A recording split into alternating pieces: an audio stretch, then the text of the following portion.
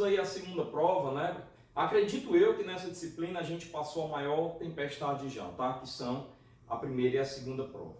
A terceira prova, não vá se iludir também de achar que ela é mais fácil ou bem mais fácil. Ela é um pouco mais fácil e, na verdade, junto a isso, você já está trazendo aqui um bocadinho de base que você adquiriu com todos os capítulos que a gente já viu anteriormente, tá? Chegamos no capítulo 9, que é o capítulo de reservatórios, que dá início ao conteúdo da prova da terceira unidade e que, portanto, você deve ter reparado que o slide é da mesma família, mas ele muda de cor, né? O slide da primeira prova tinha cor vermelho, da segunda prova verde e da terceira prova é esse aqui de cor azul, tá? Lembrando que o conteúdo dessa terceira prova vai ser reservatórios, que é o capítulo 9, redes, o capítulo 10, redes de abastecimento de água, né, RDA, perdas, que é o capítulo 11, e medição, que é o capítulo 12. São, portanto, aí 4 capítulos, ok?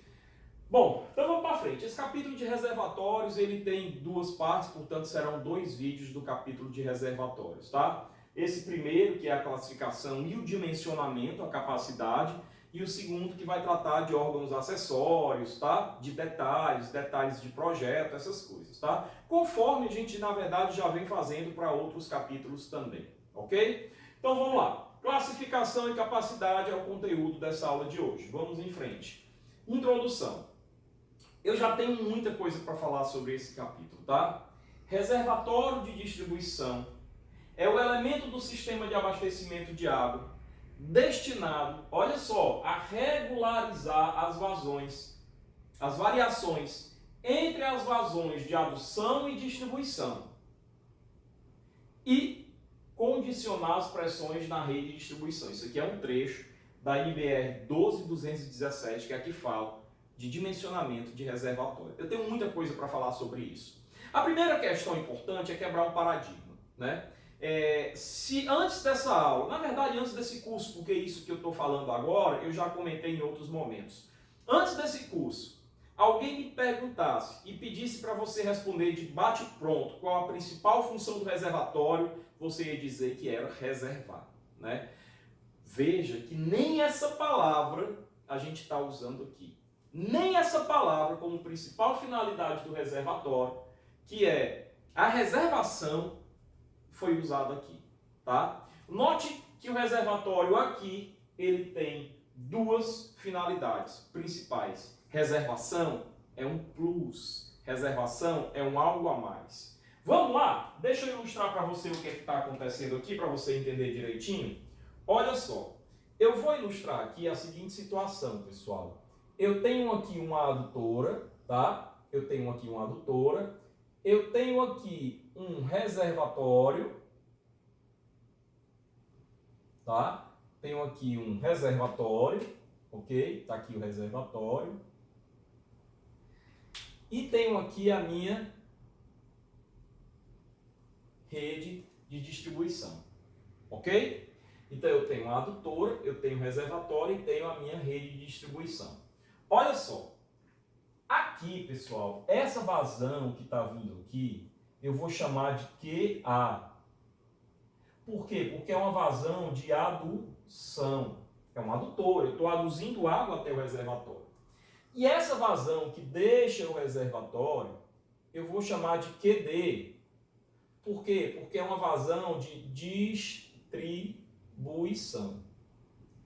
A gente já viu várias vezes que o cálculo dessa aqui é diferente do cálculo dessa.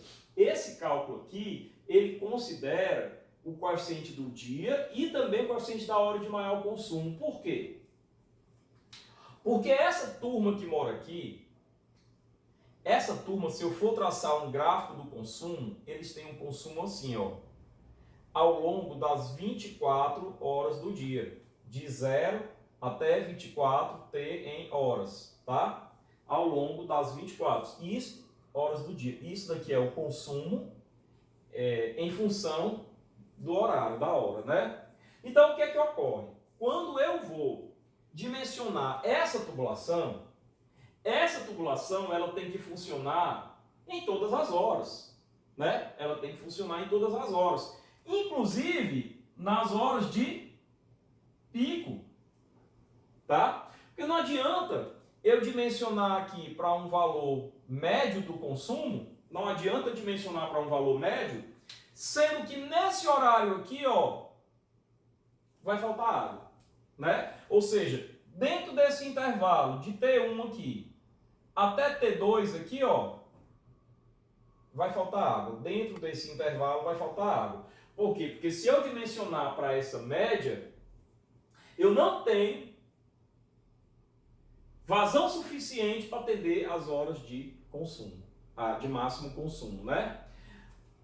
Isso daqui, portanto, quando eu considero essa hora de pico, é quando eu levo em consideração quem? O coeficiente da hora de maior consumo, K2, tá? É por isso que no QD eu considero tanto o K1 quanto o K2, né? Eu tenho que dimensionar não só para todos os dias, incluindo o dia de maior consumo, mas também para todas as horas, incluindo a hora de maior consumo, tá? Portanto, eu considero aqui o K1 e o K2. Agora, veja aqui a vazão de adução, né? Observem, pessoal, que eu não preciso dimensionar essa tubulação aqui da mesma forma que eu dimensiono essa. Por quê? Porque olha só, se eu considerar apenas o K1 e olha só o K2 aqui, ó, professor, você acabou de colocar K2, olha o que é que eu estou fazendo aqui, ó. Se eu não considerar o K2, vamos fazer o seguinte, vamos fazer um símbolozinho do trânsito aqui, bem bonitinho. Se eu não considerar o K2, tá? Aí olha o que é que eu vou colocar aqui. Tá? O que é que vai acontecer? Eu não vou estar dimensionando para a hora de maior consumo, para o máximo das horas. Lembra que eu já falei, essa questão de máximo e mínimo é relativo? Então eu não vou estar dimensionando para o máximo das horas. Eu vou estar dimensionando apenas para o máximo de quem? Dos dias. Mas para o máximo das horas eu não vou estar dimensionando. Lembrando, o que são esses coeficientes? São coeficientes majoradores. O que é que eles fazem? Eles convertem um valor médio, que é PQ por 86.400, em máximo. A partir da hora que a este valor médio eu multiplico o coeficiente de majoração, que é o K1 ou K2. Se eu, em relação às horas, se eu não multipliquei o valor médio pelo máximo, então fica o valor médio. Então, essa vazão de adução, em relação às horas, ela é um valor médio. Entendem? Então, ela seria isso daqui, ó. Isso daqui vai ser a minha vazão de adução. Tá? E esse valor aqui vai ser, vou apagar esse nome pico, esse valor aqui vai ser a minha vazão de distribuição. Percebem que a vazão de adução ela é menor do que a vazão de distribuição? Ocorre o seguinte, com a presença do reservatório, eu posso me dar ao luxo, eu posso me permitir dimensionar essa tubulação todinha, a montante do reservatório, que podem ser quilômetros e mais quilômetros de adutora, com um diâmetro menor. Por quê? Porque eu não considerei o K2. Então é uma vantagem isso daí. Eu construo o reservatório, eu tenho um gasto com a execução dele, mas eu tenho quilômetros e quilômetros de tubulação de adutora, né, com um diâmetro menor. Essa é uma vantagem. Outra, olha só como é que ela vai fazer. Ó. Eu mando para cá um valor médio. Olhe para o gráfico. Eu mando para cá um valor médio, que equivale ao QA. Eu mando para chegar no reservatório o valor QA. Nas horas de baixo consumo, que são essas horas aqui, ó, tá? Ou seja, nas horas em que a população está consumindo menos do que o que está chegando, né? O que é que está chegando? Está aqui a população, ó, né? Está aqui o reservatório. Vamos colocar a cidade não, vamos colocar o reservatório, né? O que é que está chegando? É a vazão de adução, que é um valor médio. Né? O que é que está saindo? É o consumo. E esse consumo é essa curva aqui, ó, preta, não é a reta. A reta, um valor constante, esse valor aqui é um valor constante. É o que está entrando no reservatório. Mas o que está saindo é variável. Então, de madrugada, nas horas de baixo consumo, está saindo menos do que aquilo que eu dimensionei para chegar. Se está saindo menos do reservatório do que o que está entrando, o reservatório está fazendo o quê? Elevando o seu nível. Ele está subindo, está enchendo. E aí as horas vão passando e começa a chegar as horas de alto consumo. 8 da manhã, 9, 10, 11, 12, 13, 14 horas. Tá? Meio-dia que o consumo está máximo, nesse horário ali de 10 da manhã, 9 da manhã até 2 da tarde, o consumo, que é essa curva preta, está maior do que a média. Ou seja, o consumo está maior do que aquilo que eu dimensionei para ser a vazão de adução, que é a média do consumo, tá? Se o consumo está maior, o que é que está acontecendo? O nível está baixando, mas eu tinha estoque, eu tinha reserva, eu tinha um reservatório cheio d'água. Então, embora esteja entrando menos do que está saindo, mas eu tenho reserva. E somando o que está entrando com a reserva que eu tenho aí um certo número de horas que vai ser dimensionado por você, tá? Para garantir o abastecimento. Professor, mas esse reservatório poderá chegar a secar, já que tem determinado horário que está baixando. Se o seu projeto não for bem feito, sim, mas se o seu projeto for certinho, se você seguir os passos que eu vou explicar aqui para o dimensionamento, não vai faltar água. Ah, mas professor, e se por alguma razão a população resolveu hoje acordar e consumir o dobro? Você não é responsável por isso. Né? Você é responsável pelo histórico, pelo projeto que você fez baseado no histórico, numa média, num padrão. Se o consumo saiu desse padrão, isso não é responsabilidade sua, tá? Não é responsabilidade do projetista, ok? Então, olha só. Aí agora eu posso explicar de novo, ó, regularizar as variações entre as vazões de adução, que é constante, que é você que projeta e que equivale à média diária do consumo em relação às horas do dia, né? E a vazão de distribuição, que é essa, QD, que não considera média, considera máxima, tanto do dia quanto da hora. Considero duas máximas, tanto do dia quanto da hora. Aqui na adução eu considero máxima só por dia, mas para a hora, que é o que o reservatório trabalha, ele considera a máxima apenas do dia, da hora é média, tá? Ok, pessoal? Então, primeira e principal função do reservatório, regularizar as vazões, as variações entre as vazões de adução e distribuição. Show de bola. Professor, se não existisse o reservatório, aí essa vazão aqui teria que ser igual a essa, e todo o sistema, toda a adutora teria que ser dimensionado com a fórmula PQ, K1, K2, sobre T vezes 3.600. K1 e K2. Ou seja, teria que ser dimensionado para a máxima, tanto do dia quanto da hora. E aí essa tubulação teria um diâmetro maior e você teria um custo bem maior, principalmente se você tem uma adutora longa, adutoras longas, tá? Você teria um custo bem maior. Então a principal finalidade do reservatório é essa. Mas olha a outra, segunda principal finalidade, são duas. Condicionar pressões na rede. Pessoal, toda cidade tem relevo. Vamos imaginar a hipótese mais simples e clara de todas, uma cidade totalmente plana e horizontal. Mesmo nessa cidade totalmente plana e horizontal, eu tenho casas e tenho edifícios, né? E aí eu vou precisar ter um reservatório que, se eu apoiar esse reservatório no chão, com a pressão de saída, ele não vai conseguir subir até as caixas d'água, né, até os reservatórios superiores dos prédios, das edificações. Não vai. Então, o que é que eu preciso fazer? Ao invés, se eu tenho uma cidade aqui, tá aqui alguns prédios, tá? Outros prédios maiores, casas aqui do lado, ok? E eu tenho aqui o meu reservatório, tá?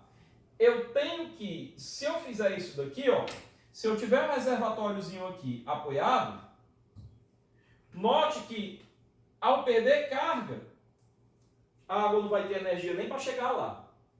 Concordam? Agora, se alternativamente a isso, eu construir aqui uma torre cujo nível da água está aqui, ó. Aí, quando eu tiver a minha adutora, tá aqui a minha adutora, ó, a minha tubulação, tá? Tá aqui a minha tubulação, ok? Isso aqui é a minha rede, que seria isso daqui.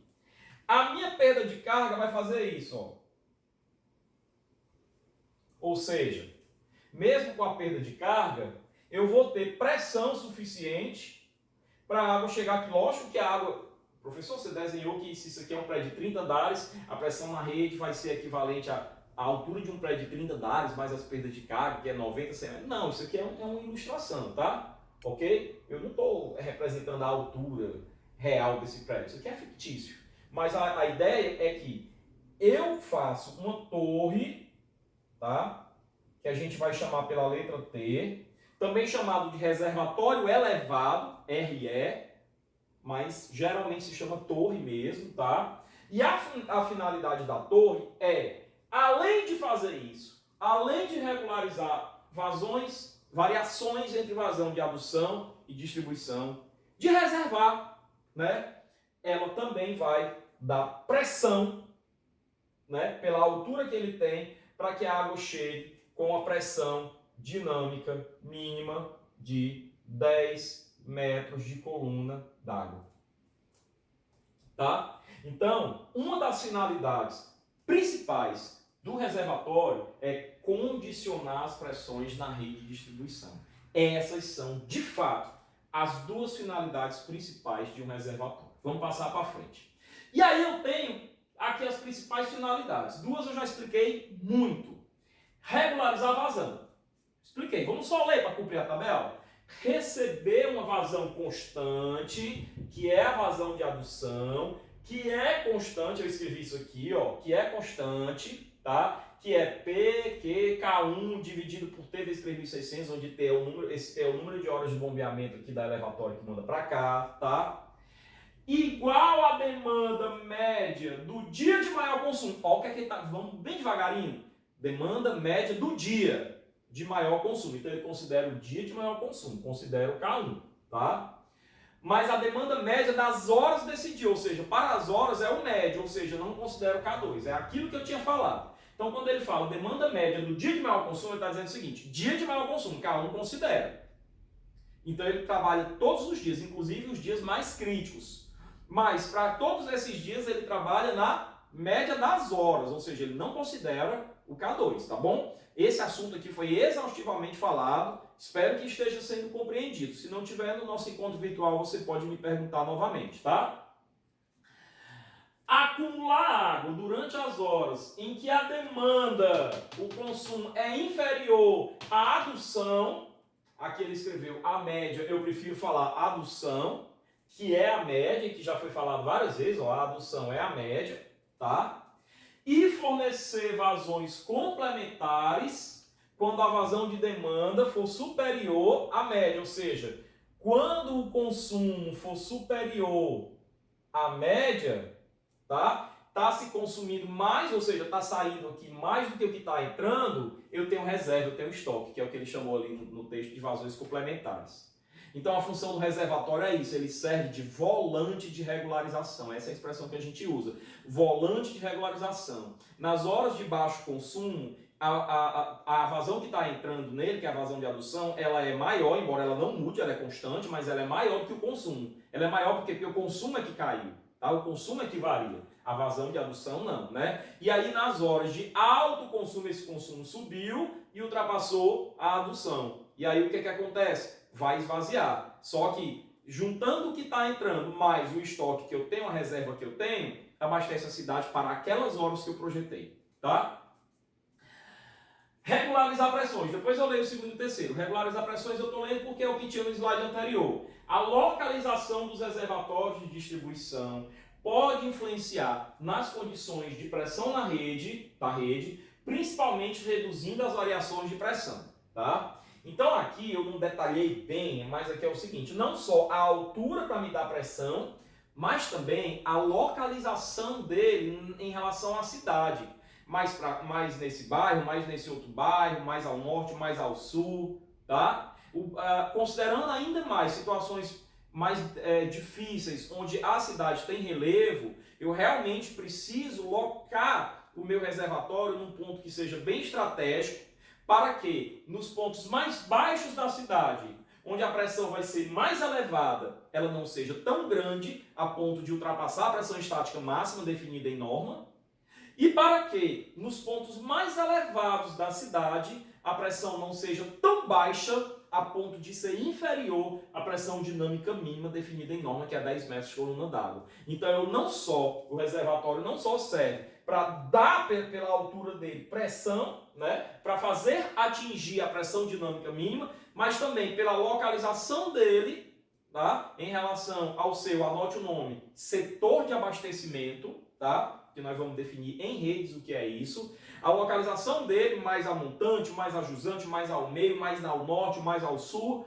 vai favorecer também com que eu tenha aí uma diferença entre a pressão máxima e a mínima menor e evite a necessidade de ficar instalando dispositivos que aumentem como booster a pressão ou que diminuam a pressão como válvulas redutores de pressão, tá? Então, um bom projeto seu vai fazer com que barateie bastante o custo total. Por isso que um bom engenheiro pode cobrar caro, porque ele está fazendo um projeto onde o projeto dele está economizando para o cliente dele, tá? Guarde essa informação. Duas outras finalidades do reservatório. Reserva de água para incêndio. Isso aqui a gente não havia mencionado no primeiro slide, mas note que isso daqui vai ser super importante. Se você lembrar de instalações hidrossanitárias, os reservatórios de lá também tinham reserva para incêndio. Aqui não é diferente. Os nossos reservatórios aqui também têm a reserva para incêndio, ok? Beleza. Então, só que a gente vai ver a lógica, e aí a gente vai ver já já, a lógica da reserva para incêndio daqui é diferente da lógica para a reserva para incêndio lá em instalações hidrossanitárias. Segurança no abastecimento. Olha só, aí aqui sim é reservar. Aqui sim seria segurança no abastecimento, equivalente à finalidade de reservar. Reservar para quê? Para numa situação de emergência, onde poderia faltar água, você tem estoque ali para algumas horas. Tá? Então olha só, fornecer água por ocasião de interrupções no funcionamento normal da adução, com consequência, por exemplo, da ruptura da adutora, paralisação, falta de energia que fez as bombas pararem, estação de tratamento, etc. Pessoal, se por algum momento a adução é interrompida bem aqui, e esse reservatório está cheio, eu ainda tenho água aqui durante algumas horas do dia. E esse tempo que eu tenho água aqui, talvez seja o tempo suficiente para o reparo desse problema. Tá? Agora, se eu não tivesse o reservatório, se eu tivesse uma adução sem reservação, seria ali um sistema direto, né? Na hora que houvesse essa interrupção aqui, no mesmo instante, faltaria água lá na cidade. Então, essa questão de segurança no abastecimento é a própria palavra reservar, equivale à própria palavra reservação, ok? Então, são essas aí as principais finalidades do reservatório. Agora, eu tenho ainda vantagens secundárias, olha só, bombeamento de água fora do horário de pico. Pessoal, isso aqui não é uma torre, eu não vou precisar recalcar, então deixa eu apagar aqui um instantinho, ó. Deixa eu apagar aqui para despoluir a figura. Se eu vou precisar recalcar, então bem aqui vai precisar ter o quê? Uma bomba, né? Que eu vou chamar aqui de estação elevatória, tá? Nessa estação elevatória, o que é que vai fazer? Ela vai fazer o seguinte, a água vai vir aqui, vai fazer isso aqui, né? Ó, perda de carga, aí ó, sobe, sobe, sobe, aí ó, não é assim? A linha piezométrica, a gente já é doutor em linha piezométrica. Ó, vocês não são analfabetos hidráulicos não, vocês são doutores hidráulicos, hein? Guarda isso aí, você está rindo nesse momento. Eu estou conferindo a vocês o título de doutores hidráulicos. Agora que vocês passaram pela primeira prova, já sabem pela segunda prova, já sabem analisar a linha piezométrica, já sabem analisar a curva de bomba e curva de sistema, vocês são doutores hidráulicos, tá? Então, olha só, se eu vou colocar aqui uma estação elevatória, significa que eu vou ter um custo aqui com o quê? Com bombeamento, com a energia elétrica, né? E esse bombeamento, a gente sabe que essa vazão, vou repetir aqui o termo QA, né? Que essa vazão de adução, ela é P, Q, médio, né? O consumo per capita, K1 dividido por T, esse T eu vou chamar aqui de TB, T de bombeamento, tá? vezes 3.600, né? E esse T de bombeamento aqui, pessoal, é o número de horas que a bomba vai estar funcionando. Normalmente 16 horas. Para o consumidor industrial e comercial, pessoal, para os consumidores industrial e comercial, olha só, a forma como a concessionária de energia cobra a sua energia, ela varia de acordo com o horário. O horário de pico, o custo da energia elétrica é mais caro. Então eu posso dimensionar, eu posso levar em consideração, pessoal, a minha Bíblia é isso daqui, é a curva de consumo.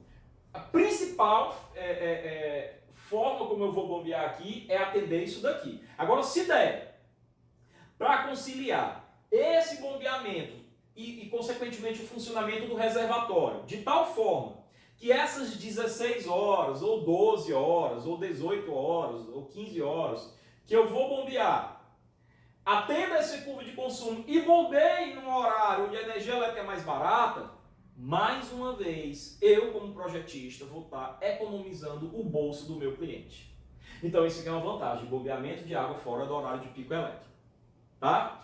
Outra, aumento no rendimento dos conjuntos elevatórios. Olha só, com os valores de altura manométrica e vazão aproximadamente constantes, os conjuntos motor-bomba poderão operar próximo ao seu ponto de rendimento máximo. Professor, não entendi. Ora, eu vou escolher quantas horas eu quero bombear isso daqui. Então eu vou fazer a elevatória trabalhar do jeito que eu quero. No horário mais barato, de preferência, não necessariamente eu vou conseguir isso, tá? Por quê? Porque a minha principal finalidade é atender o consumo. Não adianta eu bombear num horário onde não seria necessário bombear, tá? Ficar bombeando no horário onde não seria necessário bombear. E nesse horário ter muita água, mas no horário que mais precisa não ter mais, porque a água já foi consumida, porque o bombeamento se deu muitas horas antes. Então eu também tenho que conciliar o horário de bombeamento à curva de consumo. O principal é a curva de consumo, tá? E quando eu vou bombear por 15, 16 horas e não por 24, eu consigo aumentar a vida útil do meu sistema elevatório, eu consigo dar manutenção, eu consigo projetar a minha elevatória para uma vazão que é constante, e sendo uma vazão constante e uma altura manométrica clara, definida pelo nível da água do reservatório, eu consigo traçar a curva da bomba, a curva do sistema, aliás, a curva do sistema, o NPSH, bem direitinho, para eu poder achar na minha curva de eficiência a eficiência máxima, ok? Então, se eu não tivesse o reservatório, e essa elevatório fosse um booster que daria pressão à rede, apenas um booster que daria pressão à rede, essa elevatória, ela estaria sujeita a pressões, a necessidades, a demandas menores, como a dessa casa, e a demandas maiores, como os edifícios de 3 pavimentos. Há demandas menores, como os edifícios mais próximos do reservatório, porque a distância é menor, o comprimento da tubulação é menor, a perda de carga é menor, então a pressão necessária para a altura manométrica é menor. E eu tenho pressões maiores das casas, dos bairros lá mais distantes, dos locais mais distantes, que também precisam ser atendidos, né? Então veja que se eu não tiver o reservatório, essa pressão a qual essa elevatória vai estar submetida, ela é muito variável. Porque esse primeiro prédio, ele demanda uma pressão diferente desse último prédio. Se forem 2 casas iguais, de mesma altura, a pressão aqui é maior. A pressão que o reservatório manda aqui é maior do que a pressão que ele manda aqui. Porque aqui ele já perdeu muita carga. Olha quanto é a pressão aqui, ó. É esse valor. Olha quanto é a pressão aqui, ó. É esse valor, é menor. Entendem? Se eu pegar uma casa mais distante, a pressão é menor ainda. Então, quando eu tenho... Se eu não tenho reservatório, eu não consigo ter um intervalo de pressões ali regulares. Aqui eu consigo, entre o nível da água máxima e o nível da água mínima. Tá? Aqui eu consigo. Então, essa daqui também é uma grande vantagem. Porque o reservatório, olha só, ele não só diminui o custo da implementação da adutora anterior a ele, a montante dele, porque reduz o diâmetro dela, porque não considera o K2, como ele também reduz o próprio custo da operação, reduzindo o custo da energia elétrica do bombeamento, pelas razões que eu acabei de elencar. Ok? Então, esclarecidos direitinho aí as finalidades do reservatório, a gente pode passar para o próximo slide. Quais são os inconvenientes que podem surgir? O custo de implantação do reservatório. Se ele for uma torre, pode ser que ele precise ser mais caro, mas eu acabei de mencionar, eu nem digo inconveniente porque fica dando ideia que esse custo é maior do que os outros. Não, eu deixo de ter esses custos aqui, né? Com a adutora menor, eu economizo na adutora, eu economizo na operação, mas eu aumento um pouco na implantação do reservatório especificamente falando. Pode ser que essa implantação do reservatório custe bem menos do que a economia que você vai ter com a adutora de diâmetro menor, tá? Localização. Para atender às variações de pressão na rede, o reservatório deve ser localizado numa cota adequada. Eu tinha mencionado isso. Principalmente quando eu tenho uma cidade que tem relevo, e esse reservatório... outra coisa que eu preciso mencionar urgente para vocês. Lembra que a adutora e elevatória são um par perfeito? Reservatório e rede também. Notem, pessoal, que o dimensionamento do reservatório ele está ligado a quem? A rede que ele vai servir. Então nós vamos ter questões aqui na nossa prova do reservatório que eu só posso dimensionar se eu primeiro tiver os dados que a rede vai me fornecer. Então reservatório e rede são um par perfeito, assim como adutor e elevatório. Então voltando para cá, para atender as variações de pressão na rede, o reservatório deve ser localizado em cota adequada. Por quê? Porque a rede é irregular. A cidade tem relevo. Então pode ser que se o reservatório estiver lá no comecinho da cidade, não consiga atender o pessoal do final da cidade, da outra extremidade da cidade. Pode ser que se o reservatório tiver uma cota muito baixa, as zonas altas da cidade não tenham pressão suficiente para a água chegar lá.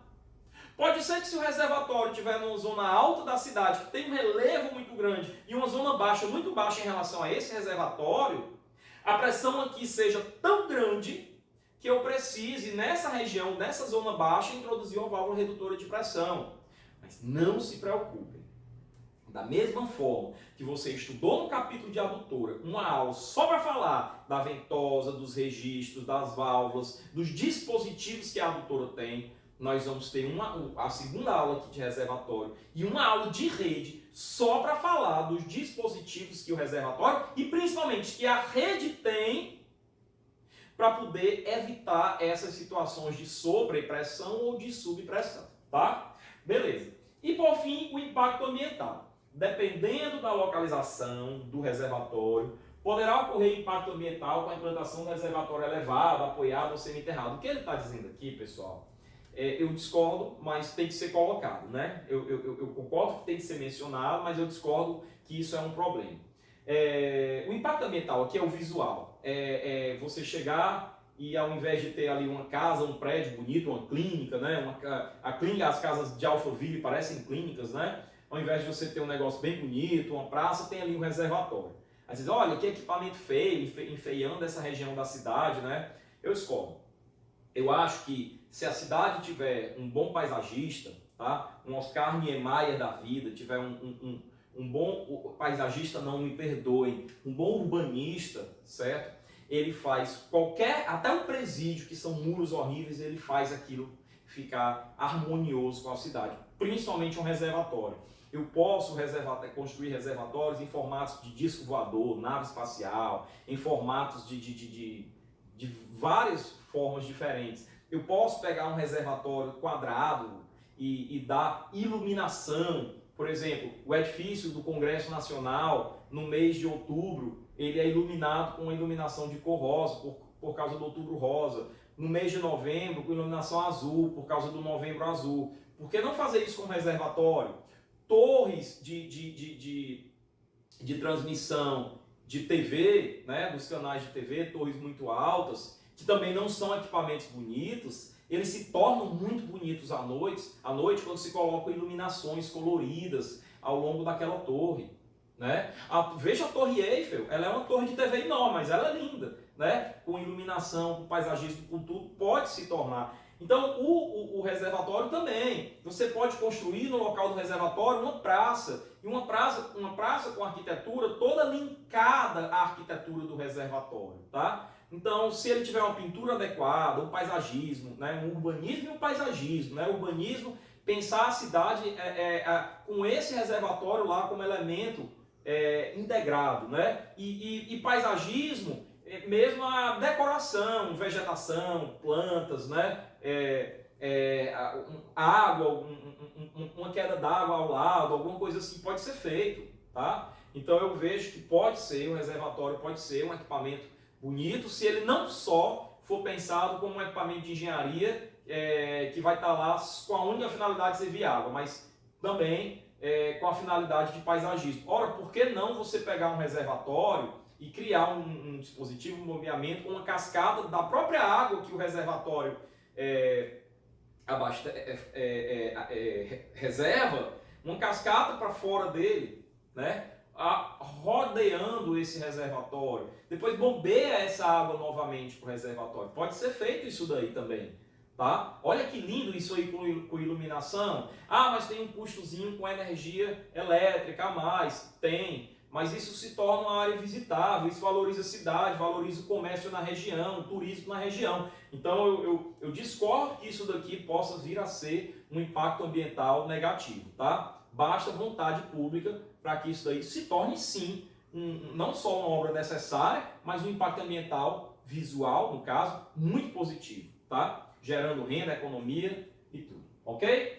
Classificação dos reservatórios. Aí vamos lá. Olha, eu posso classificar o reservatório sobre 4 aspectos. 2 deles aí são realmente os mais importantes, tá? Mas eu tenho 4 aspectos. Primeiro, quanto à localização do reservatório no sistema. A gente vai ver como é que é isso. Segundo, quanto à localização no terreno. Quanto à sua forma, menos importante, tá? E quanto aos materiais de construção, menos importante, tá? Metálico, alvenaria, estrutura, tá? Menos importante. Essas duas aqui, a classificação quanto à localização no sistema e a classificação quanto à localização no terreno, são, sem dúvida alguma, as principais classificações dos reservatórios, tá? Então vamos lá.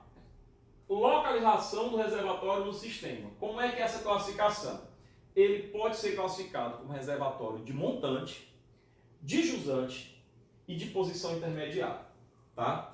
Antes de passar para o próximo slide, eu vou logo dizer o seguinte para você. Lembra que a pressão dinâmica mínima é 10 metros de coluna d'água, né? Que é 100 kPa. E cuidado que aqui em redes de abastecimento, né? Aqui no abastecimento de água, em redes de abastecimento, a pressão estática máxima é 50 metros por coluna d'água e não os 40 que você enfrenta lá nas instalações prediais, tá? Inclusive os concursos adoram colocar você para confundir. Ele coloca uma situação onde ele pergunta qual é a pressão estática máxima no edifício residencial. Aí uma das opções que ele coloca é 40 metros por coluna d'água, a outra é 50, né? Nesse caso a resposta é 40.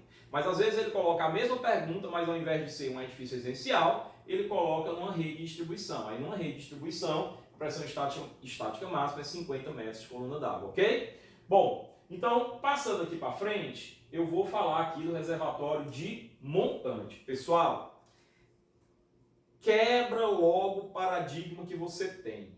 Dá um reset na sua mente. Agora, esqueça que montante significa antes. Reseta isso para essa situação aqui do reservatório, tá? E esqueça que jusante significa após. Reseta isso daí. Olha só, de fato, eu tenho aqui a captação ou a adução seguida do reservatório e seguido da cidade. Então, de fato, esse reservatório aqui, ele está antes, né? Ao longo do sistema, né? Ao longo do sistema de abastecimento da adutora, ele vem antes da rede. Então, isso aí é um reservatório de montante, né? Essa figura tanto pode ser apoiado, que ele deu sorte de estar numa região de terreno mais elevada, você não precisou construir uma torre. Aqui não, aqui o terreno é plano, ele precisou construir uma torre. Beleza, a montante. Tá. Mas o que é que me impede? O que é que me impede de fazer o seguinte? Esquece esse reservatório aqui, tá? constrói uma adutora indo até o outro lado da cidade, constrói o reservatório lá. Ora, se o reservatório está aqui, a água não vai sair daqui para lá, isso aí também seria montante. Repito, se eu trouxer a adutora arrodeando a cidade até o outro lado da cidade, e o reservatório aqui, a adutora desemboca no reservatório, e o reservatório na cidade, isso aí também seria montante, porque também está no mesmo fluxo, no mesmo sentido. Então essa questão de montante e jusante aqui perde um pouco a referência, porque montante pode ser qualquer lado, o norte, o sul, o leste ou o oeste. Tá? Então é por isso que eu digo que você desencane realmente, resete essa ideia para esse quesito reservatório, de que montante é algo que é antes. Vamos entender o que é um reservatório de montante? É um reservatório que sempre, essa é a definição do reservatório de montante, sempre fornece água à rede de distribuição. Ou é aquele em que toda a água que abastece a rede de distribuição passa por ele. Lembra do problema dos dois reservatórios? Agora você vai entender, agora você vai associar com algo que você já conhece, tá? Lembra do problema dos dois reservatórios? Onde eu tinha um reservatório aqui, onde eu tinha essa imagem aqui, um reservatório R1 e um reservatório R2. E aqui eu tinha o meu consumo, que é quem? A minha rede, né? Aí eu dizia, olha pessoal, isso aqui pode ser o seguinte, aqui vai ter uma vazão aqui Q1, né? Aqui vai ter uma vazão QC, que é a vazão de consumo, né? Ou C, vamos chamar só de C, C de consumo, tá? E aqui vai ter uma vazão Q2, né? Que obviamente essa situação que eu estou colocando é na hipótese do reservatório 1 está abastecendo a rede e abastecendo o reservatório 2, né? Ok? Bem, caso em que a linha piezométrica vai ser assim, ó, não necessariamente com uma única declividade, né? Ela pode ser assim, se eu considerar isso daqui, ó, se eu considerar que aqui eu tenho duas adutoras diferentes, a adutora 1 e a adutora 2, ele pode ser também assim,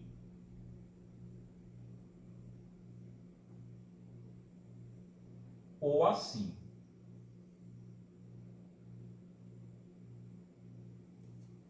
Tá? Com a mesma declividade, o primeiro com declividade menor e o segundo maior, ou o primeiro com declividade maior e o segundo menor. A gente já estudou isso, tem a ver com a perda de carga unitária, assunto que caiu na primeira prova, tá? Bom, então, esse reservatório aqui é o reservatório de montante. Por quê? Porque ele sempre abastece a rede. Sempre fornece água à rede. Esse daí é o reservatório de montante, tá? Essa é a principal característica do reservatório de montante. Agora, olha só outra dica para você conhecer o reservatório de montante. Por ele passa toda a água distribuída a jusante, não é não? Toda a água que vem, seja para o consumo, seja para o reservatório 2, passa por ele. Tem entrada por sobre o nível máximo da água e saída no nível mínimo. Ah, e aqui é que é a dica. Ó. Aqui é que é a dica. Aí ele sai por aqui, né, na lateralzinha. Mas a água que chega nele, chega daqui, ó. Não é não? A água que chega dele, deixa eu colocar o nível da água na cor azul, né, porque é água. Tá? A água que chega nesse reservatório vem por essa tubulação aqui, tá? E aí ela cai aqui, beleza. Pessoal, deixa eu fazer uma pergunta para vocês. Essa tubulação e essa são duas tubulações diferentes, né? Uma é a tubulação de entrada no reservatório. Essa daqui é a tubulação de entrada. E outra é a tubulação de saída desse reservatório, né? Que é essa tubulaçãozinha aqui, ó, né? Então veja que tem entrada por uma tubulação, que é onde entra aquela vazão de adução, né? e saída por outra tubulação. Eu tenho duas tubulações. Uma para entrar a água, outra para sair a água. Isso aí é o que caracteriza um reservatório de montante. São dimensionados para manter a vazão e a altura manométrica do sistema de adução constante, conforme a gente já explicou quando eu expliquei as vantagens dos e finalidades do reservatório, tá? Beleza, vamos para frente. Aqui, pessoal, esse é o reservatório de montante. Olha só, eu ainda estou falando do reservatório de montante, mas note que agora eu tenho dois. Podem ser 3, 4, mas todos eles de montante. Tá? Isso aí é o que a gente chama de reservatório escalonado, né? Olha a situação. Quando a cidade localiza-se numa cota muito baixa ou quando a cidade tem uma diferença muito grande entre uma zona alta e uma zona baixa, né? Note que aqui eu tenho uma zona baixa, que está na cota 650. Aqui a zona intermediária está na cota 670. Eu poderia arriscar dizer que essa zona alta da cidade está na cota 680, né? Poxa, de 650 para 680 são 30 metros. Tá? Então eu tenho uma faixa estreita aí para poder a minha pressão chegar acima da pressão dinâmica mínima, que é 10 metros por coluna d'água, e abaixo da pressão estática máxima, que é 50 metros por coluna d'água. Com esse relevo aqui, com essa diferença de altura, eu vou ter problema. Observe o problema. Imagine você que eu uso apenas o reservatório de montante R1, apenas, esquece que existe o R2. Se eu trouxer a tubulação de distribuição, se eu distribuir a água do R1 por aqui, para ela chegar bem aqui, notem que de 710 metros até 670, eu tenho aí uma pressão estática máxima, se todas as torneiras estiverem fechadas, que equivale a essa pressão estática ao desnível, tá? Eu tenho aí uma pressão estática de 40 metros, de 710 para 670, 40 metros. 40 metros, ok, é inferior à pressão estática máxima de 50. Ok. Mas para esse ponto aqui, que é 650, aí eu vou ter uma pressão estática de 710 menos 650, eu vou ter uma pressão estática de 60. Essa pressão ultrapassa o máximo permitido. Professor, peraí, então deixa eu ver se eu entendi. Como é que eu calculo a pressão estática máxima real que está ocorrendo aqui? Porque aquela máxima de 50 é a lei, é o que a lei permite, né? É o limite, tá?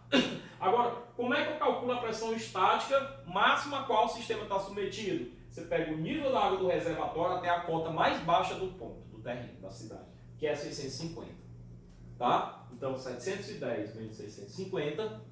60 metros por coluna d'água, que é maior do que a máxima permitida, que é 50.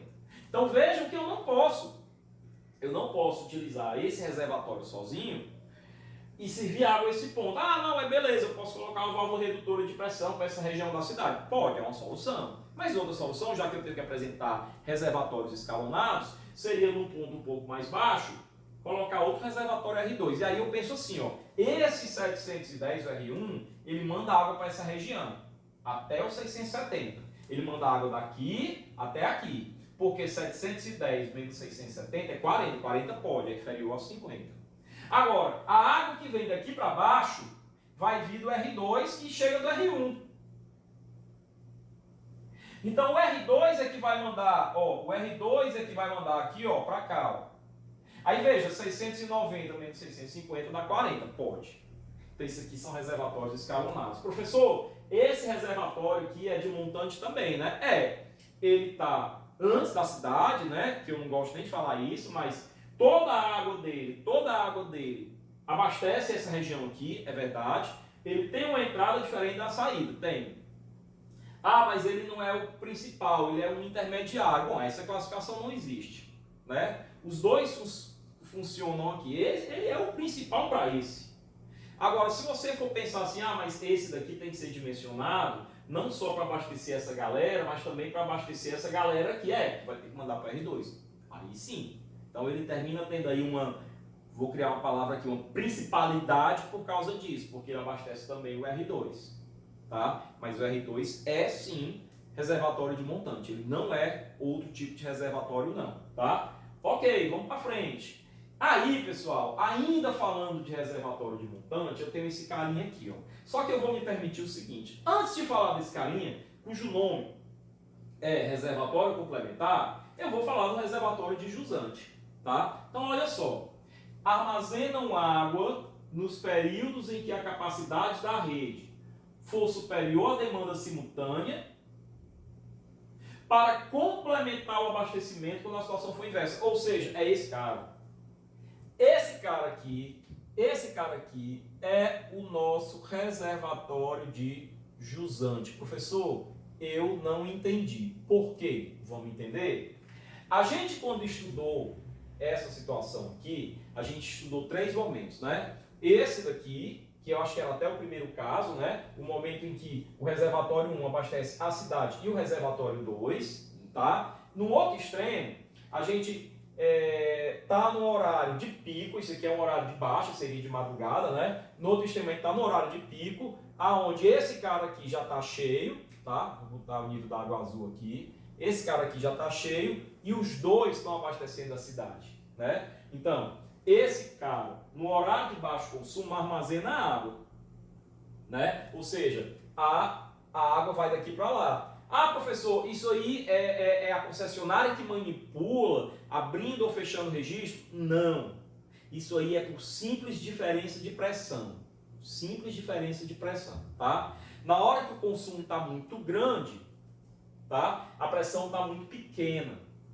Então, a pressão aqui é menor, a água vem dos dois. Na hora que o consumo está muito baixo, a pressão está muito grande. Aí esse cara recebe água. Então é assim que acontece, tá? É natural. Ninguém precisa manipular isso, tá? Diariamente, nem ao longo das horas, ok? Beleza. Então, professor, esse cara aqui, aí eu volto para aquela história. Ah, montante é antes, jusante é depois. Esse cara que está depois, então depois é jusante. Isso aí é subjetivo. Se você virar essa imagem de costas, esse cara vai estar desse lado. Então essa questão de montante e jusante, antes ou depois, não existe. Eu poderia ter, pessoal, só para você se tocar, uma situação onde a captação é aqui, a estação de tratamento de água é aqui, e eu arrodeasse aqui, eu contornasse, para quem não é cearense, né, não sabe o que é arrodear e contornar, e eu contornasse aqui uma tubulação por fora da cidade até chegar aqui, eu poderia colocar o reservatório de montante aqui, ó, e ainda assim ele seria de montante. E ainda pior, poderia colocar o de jusante do outro lado, e ainda assim ele seria de jusante. E digo mais, eu poderia colocar os dois um do lado do outro, e um ser de montante e o outro de jusante. Por quê? Porque montante e jusante aqui não é antes e depois. Vamos entender o que é então jusante? Tá? Então vamos entender o que é jusante olhando para cá. Tem uma só tubulação servindo como entrada e saída. Ó, não é não? Vocês concordam que nas horas de pico essa tubulação serve para receber... nas horas de baixo consumo de madrugada essa tubulação serve para receber água, então ela é a entrada, né? Mas nas horas de alto consumo, essa tubulação serve para quê? Para distribuir água, então ela é saída também, né? Então a principal característica é que ele recebe água de um reservatório de montante nas horas de baixo consumo e ajuda esse reservatório a distribuir água nas horas de baixo consumo. Principal característica dele, ele tem uma única tubulação servindo como entrada e saída. Podem ver que eu tenho aqui uma estação elevatória que manda água para ele, né? Uma única tubulação que serve de entrada e saída, né? Eu mando água aqui para poder, a água para o plano piezométrico, a linha piezométrica aqui seria mais alta, ele perderia carga e chegaria até aqui, né? Aí ele chega, entra por aqui e aí depois ele distribui para essa cidade. Por essa tubulação também. Nós vamos ver outra imagem que detalha melhor. Porque aqui está aparecendo que isso aqui é uma adutora que manda para lá e ele não distribui por ela. Aí ele seria de montante. Mas está faltando aqui nesse desenho o detalhe. Que ele manda de volta a distribuição por essa mesma tubulação. Aí é aquele desenho que eu tinha feito aqui. Eu tenho aqui tubulações chegando aqui, ó. Certo? Ok? Então esse detalhe aqui, do jeito que tá, se eu olhar só para a figura e não tivesse palavra nenhuma, se você me perguntasse, eu ia dizer que isso aqui é um reservatório de montante. Por quê? Porque ele está só recebendo água por essa tubulação E aí eu ia dizer o seguinte, não, mas cadê a de saída? Teria que ser diferente para ser de montante. Teria. Aí eu ia dizer que o desenho esqueceu de colocar a tubulação de saída. Por quê? Porque para isso daqui ser de jusante, ele não só é abastecido, mas ele abastece. Então tem que ter aqui os ramaizinhos aqui dentro da cidade, a distribuição dentro da cidade. Tá? Então, reduzem a altura física e os diâmetros iniciais de montante da rede. Ó, olha só. Da rede, ele não está falando da adutora, certo? Então, assim, ó, uma coisa é eu ter essa situação aqui, certo? Onde toda a água vem desse cara. Então, esse cara vai ter nessa tubulação e no início da rede, nas primeiras tubulações, diâmetros muito grandes. Por quê? Porque por essas tubulações não só vai passar a água que tá sendo utilizada nesses primeiros prédios, mas também a água que está sendo conduzida até a parte final da cidade. Se eu coloco mais um reservatório lá do outro lado, e esse reservatório no horário de pico ajuda a distribuir, eu não preciso ter essas tubulações com diâmetros tão grandes. Porque não são elas, na rede, na distribuição em si, não são elas que vão mandar água para a parte de lá. Quem vai mandar água para a parte de lá é o reservatório de jusante. Então isso reduz o diâmetro da rede, tá? No início da rede. Então é uma economia, tá? Ok, então eu tenho aqui essas características do reservatório de jusante, tá? Bom, e aí só dizendo o seguinte, que ele está explicando aqui esse funcionamento aqui, ó. Quando o consumo for nulo ou próximo de nulo, a altura manométrica da bomba deverá ser aquela correspondente à vazão média. Ou seja, quando o consumo for nulo, essa linha piezométrica vai fazer isso, ó, conforme a gente já tinha ensinado. Tá?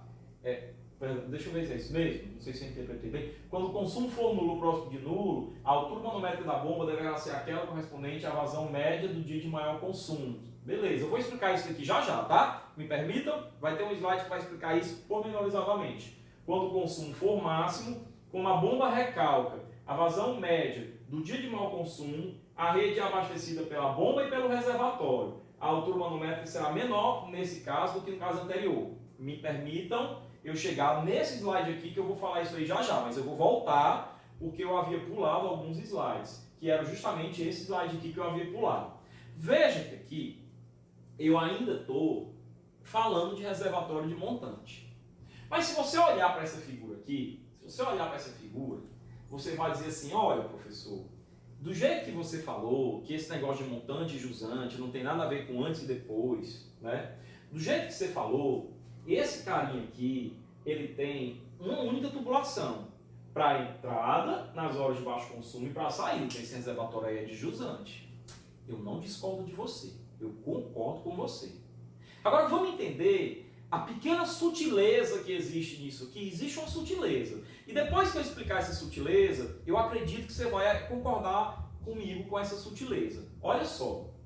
Pode-se instalar um reservatório complementar com capacidade inferior também ao montante da rede. Aí ele diz aqui o comportamento, igual o de jusante. Ó, em horas de baixo consumo, o reservatório principal alimenta o complementar e a rede. E em horas de alto consumo, os dois alimentam a rede. Então isso aí é jusante, né? Agora, olha o que está escrito aqui, ó. E essa é a sutileza, ó. Essa solução é utilizada quando há necessidade de aumentar a reservação devido ao aumento do consumo. Ou seja, lá na fase de projeto, lá na concepção do sistema, esse sistema não foi concebido para ter um montante e um jusante, não. Ele foi concebido para ter apenas um montante. Tá?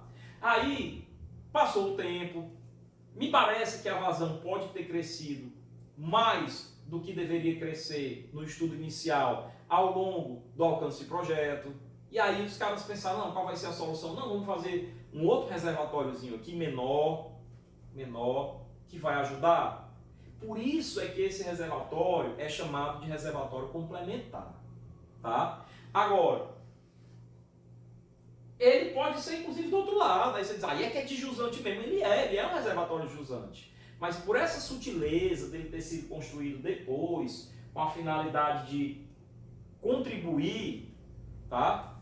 E de não ter que construir, mudar a tubulação, mudar de ângulo de tubulação, ele é chamado de reservatório complementar. Mas, se você me perguntar, professor, pense rápido e responda, montante ou jusante? Para mim isso aí é jusante. Mesmo sendo do lado de cada rede, tá? Por isso que eu digo, reseta essa ideia de que montante é antes e jusante é depois. Reseta essa ideia, tá? Vamos para frente, pessoal. Então, beleza. O de jusante a gente já falou, né? Falamos desse daqui. Aí, olha para cá. Sempre sou doido para colocar uma questão dessa em prova, tá? Fica a dica. Sempre sou doido para colocar uma questão dessa em prova.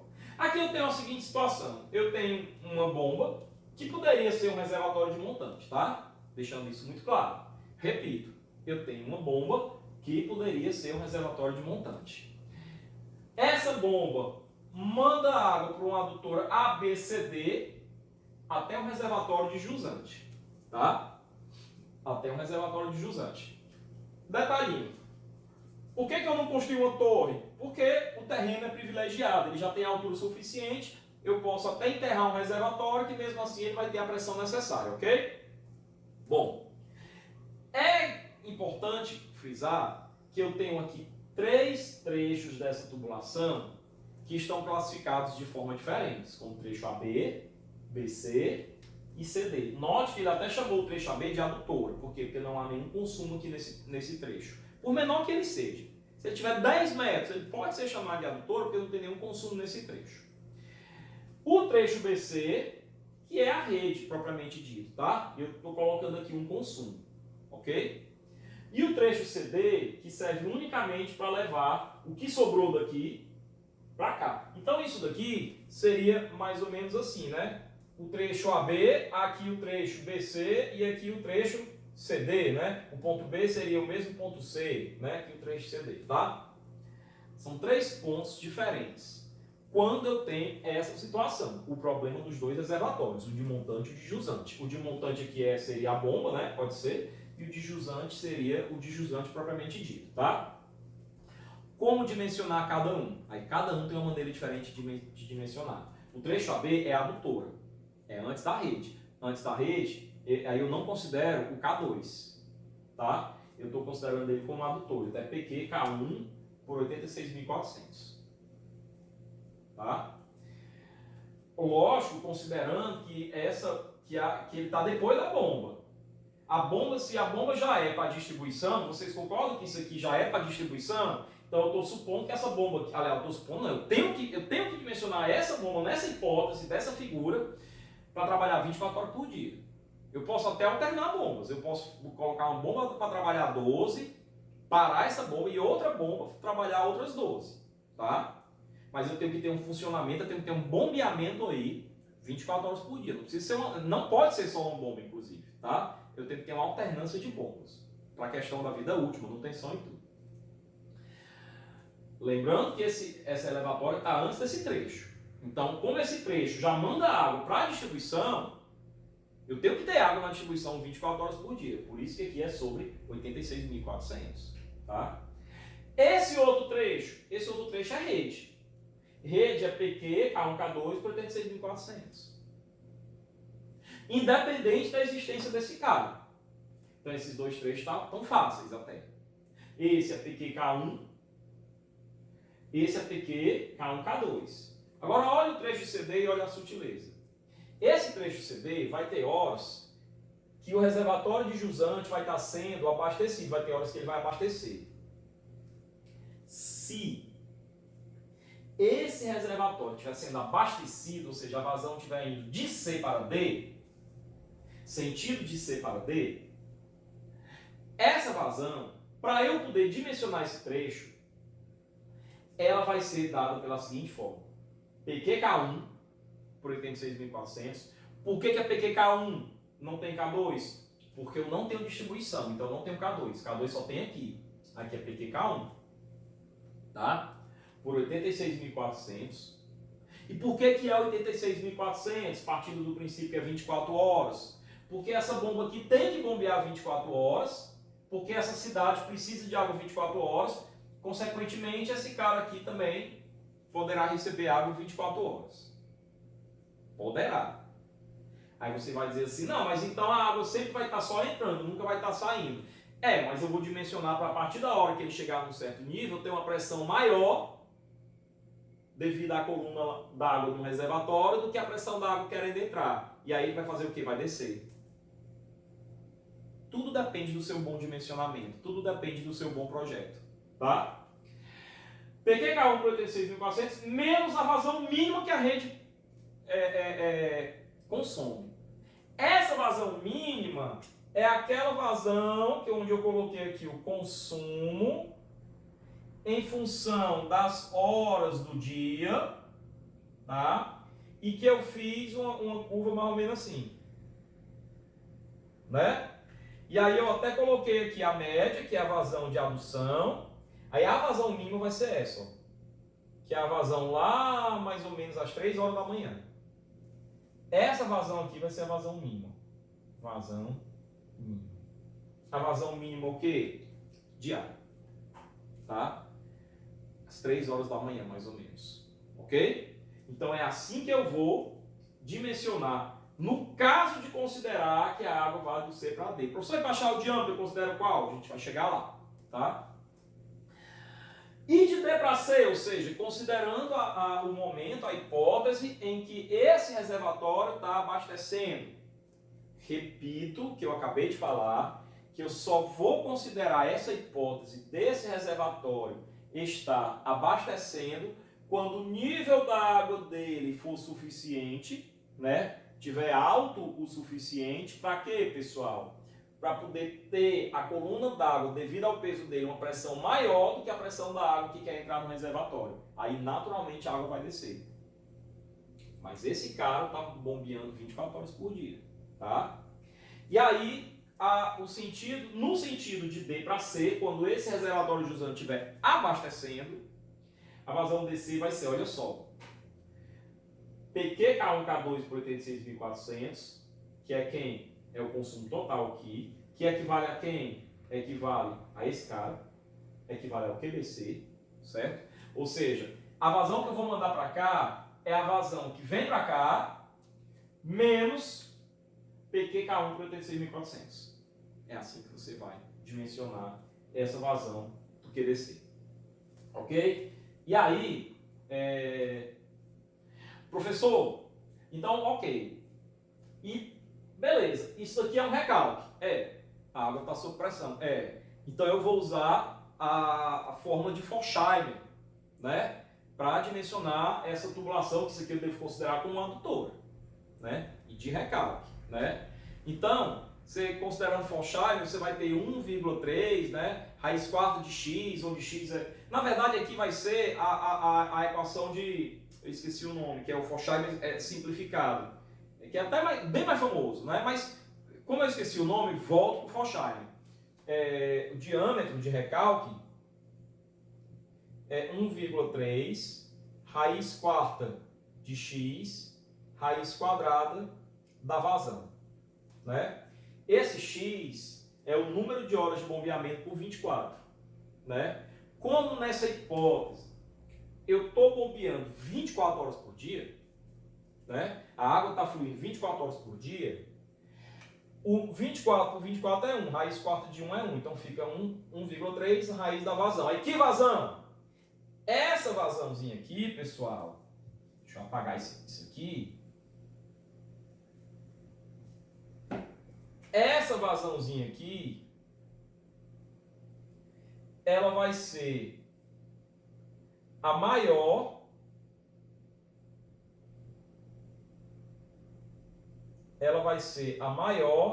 dentre essas duas aqui, ó, de C para D ou de D para C, tá? Então, eu vou calcular as duas, vou obter a maior, tá? E para dimensionar o diâmetro de recalque, eu vou pegar a maior das duas. Por quê? Porque eu tenho que ter um diâmetro suficiente, inclusive para vazão maior, né? Então, eu vou usar a maior das duas, ok? Beleza. Comentado isso aqui, estou para colocar uma questão dessa em prova, hein? Bem, Passando para frente, aí eu tenho aqui reservatório intermediário.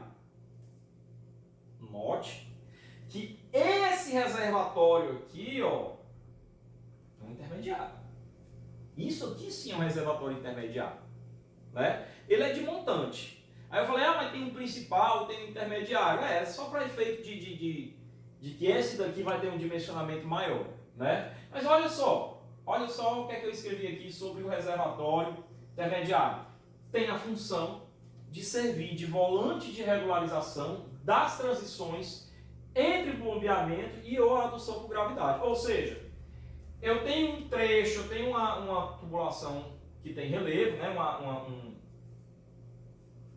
Uma adutora que é feita ao longo de uma topografia com muito relevo, onde eu vou ter que ter trechos por recalque e trechos por gravidade. O que é que eu faço? Lá em cima eu coloco um reservatório. Bombeio daqui para esse e desse desce por gravidade até esse, desse desce por gravidade até o próximo e assim por diante. É como uma montanha russa. A primeira subida tem que ser bombeada, o resto desce por gravidade. Tá?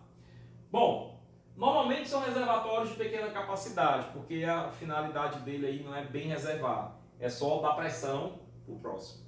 Tá? Beleza. Terminada essa classificação de reservatório, quanto à localização dele no sistema, que é montante, usante, intermediário, essas coisas, né? Agora, como é que é a localização do reservatório no terreno? Aí é bem facinho. Ou ele é enterrado, ou semi-enterrado, apoiado ou elevado, que é a torre. E aí, olha para cá, essa figura não fala, essa figura grita. Ela fala bem direitinho. Aqui eu tenho a torre. Isso aqui é um standpipe, que é uma chaminé de equilíbrio. Tá? Que não tem bem a função de reservar, mas sim a função de regular pressões. Tá?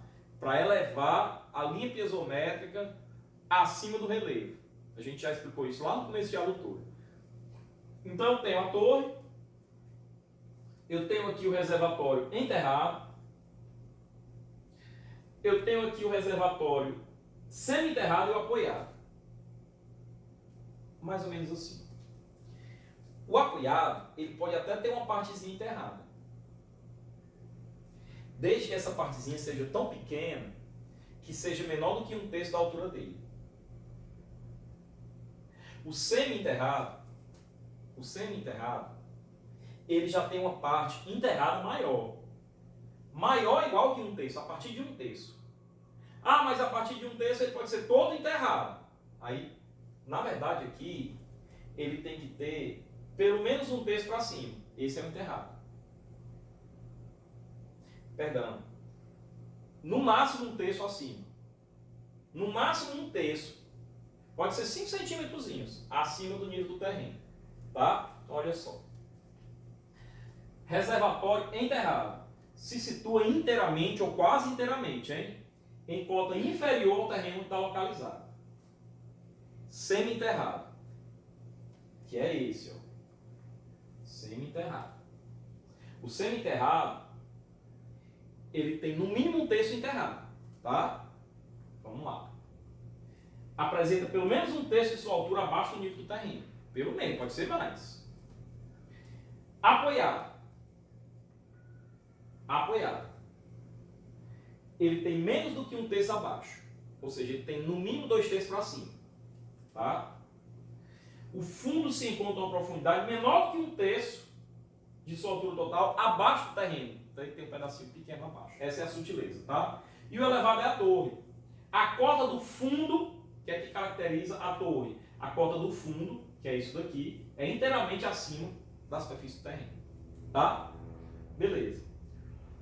Aí aqui ele fala de vantagem, desvantagem, ele fala assim, ó, o reservatório enterrado tem a vantagem de ser isolado termicamente. Entretanto, o seu custo de execução é maior, né? Porque você tem que escavar, mas ele provoca quase nenhum impacto ambiental visual. Aí isso aqui é aquela coisa que eu poderia discutir isso, tá? Os semi-enterrados e apoiados são mais fáceis de construir, mas não tem isolamento térmico, aquece um pouco, né? Os elevados são necessários, aqui a torre. Olha, para mim essa torre é muito bonita. Se você fizer uma pintura, uma decoração, descer aqui como se fosse simulando um brinquedo de parque, alguma coisa assim, ou iluminação, pintura, fica legal, fica muito bonito, tá? Nos casos em que a topografia do terreno não é adequada para abastecer a área por outros tipos de reservatório. Então ele tem um elevado custo, porque ele é uma edificação, ele tem fundação, ele tem pilar, ele tem viga laje, tem tudo, tá? E aquela questão do impacto ambiental visual, ok? Bom, quanto à forma, aí isso aqui eu vou pular, tá? Porque isso aí o projeto é seu, é circular, né? Que circular na verdade é cilíndrico, né? Retangular, hexagonal, octogonal, disco voador, piscina olímpica, do jeito que você quiser, tá? Então eu vou pular isso aqui, porque isso aqui é menos importante. Eu sempre pulo esses slides. E aí eu vou fazer o seguinte, esse vídeo aqui está ficando muito longo e eu vou quebrar esse vídeo em duas partes, tá? Eu vou quebrar esse vídeo em duas partes. Essa parte aqui eu vou gravar outro vídeo, ok? Então eu decidi agora, para o vídeo não ficar muito longo, gravar outro vídeo falando só da capacidade dos reservatórios, ok? Então a gente encerra esse vídeo por aqui, tá? Vou só colocar lá no slide do Savabona, ok? Para eu poder me despedir de vocês.